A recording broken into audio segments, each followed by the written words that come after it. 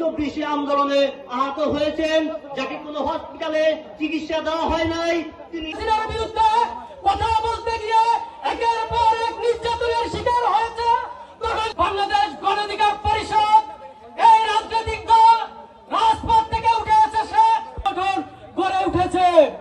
সংগ্রামের সাথী ও বন্ধুগণ, আমরা আজ অনেক কিছু দেখতে পাই। অনেকে বড় নেতা দাবি সময় দিব।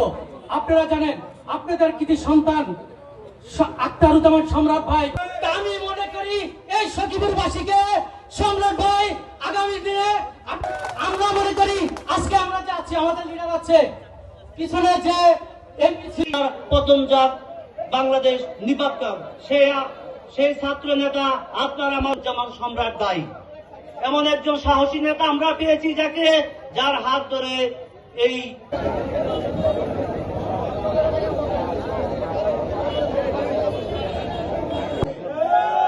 আমরা সুস্পষ্ট ঘোষণা দিতে চাই, যাদের হাতে শহীদ আবু সাইদের রক্ত লেগে আছে, যাদের হাতে শহীদ আবরার ফাহাদের রক্ত লেগে আছে, সেই খুনির সন্ত্রাসীরা বাংলাদেশে রাজনীতি করার অধিকার রাখে না।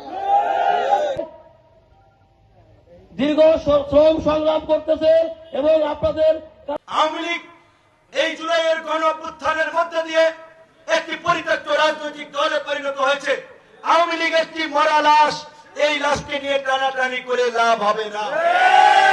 এখন আমাদের দায়িত্ব হচ্ছে এই লাশকে কবর দেওয়া, যাতে এই মরা লাশ দুর্গন্ধ না ছড়ায়।